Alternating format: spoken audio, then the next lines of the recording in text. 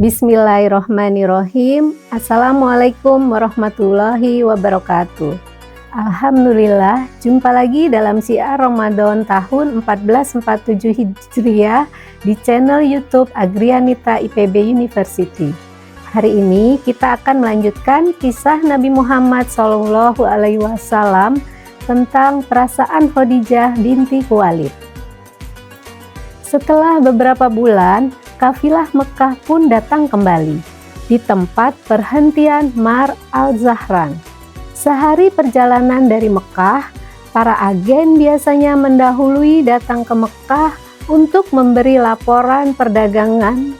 Muhammad pun demikian. Ia lebih dulu tiba di Mekah, namun sebelum bertemu Khadijah, ia bertawaf dulu 7 keliling mengelilingi Ka'bah. Dari atas balkon yang megah, Khadijah bergegas datang menyambut dan Muhammad pun melaporkan hasil penjualan, barang yang dibeli, serta berbagai pengalaman kecil dalam perjalanan. Saat itu, Khadijah sudah sangat terkesan dengan hasil yang diperoleh Muhammad. Tetapi itu belum seberapa. Setelah Muhammad pulang, Maisarah menceritakan sendiri kesan-kesannya terhadap Muhammad. Sungguh, belum pernah aku melihat pemuda yang demikian sempurna memandang masa depan. Keputusan-keputusannya selalu tepat dan perkiraannya tidak pernah salah. Ia juga sangat jujur dan sopan. Demikian sebagian kisah Maisarah. Khadijah betul-betul sangat terkesan dengan agen barunya itu.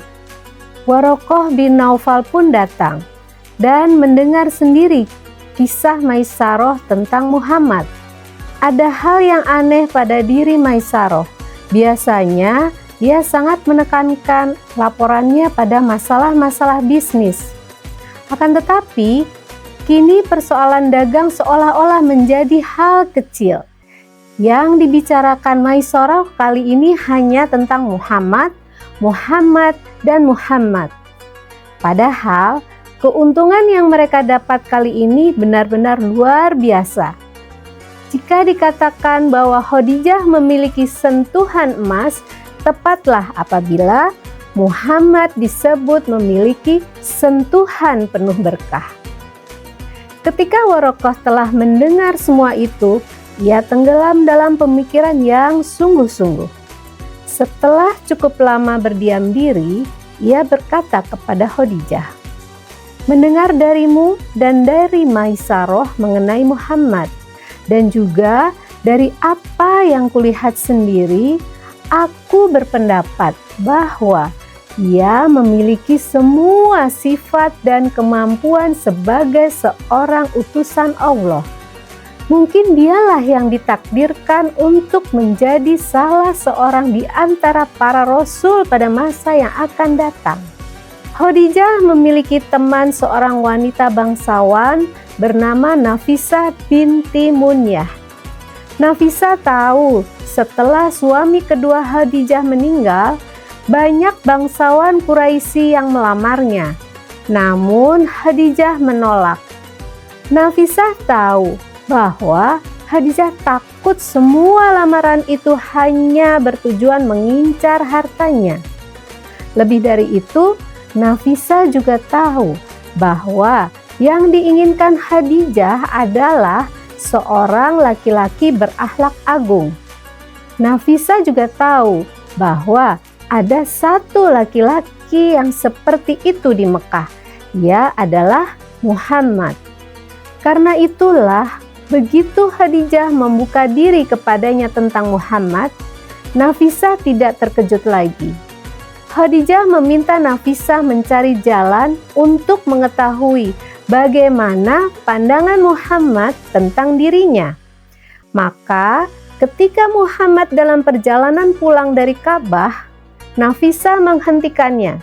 Nafisah pun bertanya, "Wahai Muhammad, Anda telah menjadi seorang pemuda. Banyak lelaki yang lebih muda dari Anda telah menikah, dan beberapa di antaranya bahkan telah mempunyai anak. Mengapa Anda tidak menikah?" Aku belum mampu menikah ya Nafisah. Aku belum mempunyai kekayaan yang cukup untuk menikah.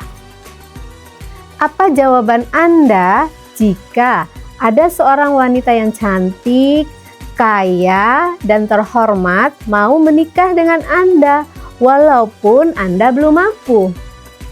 Muhammad balik bertanya dengan sedikit terperangah. Siapakah wanita itu? Nafisah tersenyum. Wanita itu adalah Khadijah putri Khuwailid. Alis Muhammad tambah terangkat. Khadijah? Bagaimana mungkin Khadijah mau menikah denganku? Bukankah Anda tahu bahwa banyak bangsawan kaya raya dan kepala-kepala suku di Arab ini yang telah melamarnya dan ia telah menolak mereka semua? Jika Anda mau menikahinya, katakan saja dan serahkan semuanya kepadaku. Aku akan mengurusnya semuanya. Ketika itu Abu Thalib menyetujuinya. Muhammad pun mengiyakan Nafisah. Maka pernikahan pun dilangsungkan. Sebagai pengantin, Muhammad datang didampingi paman-pamannya yang ikut berbahagia. Jarang ada pernikahan dilangsungkan demikian agung. Dalam acara itu, semua pemimpin Quraisy dan pembesar Mekah diundang. Mempelai laki-laki menunggang kuda yang gagah diiringi para pemuda Bani Hashim yang menghunus pedang.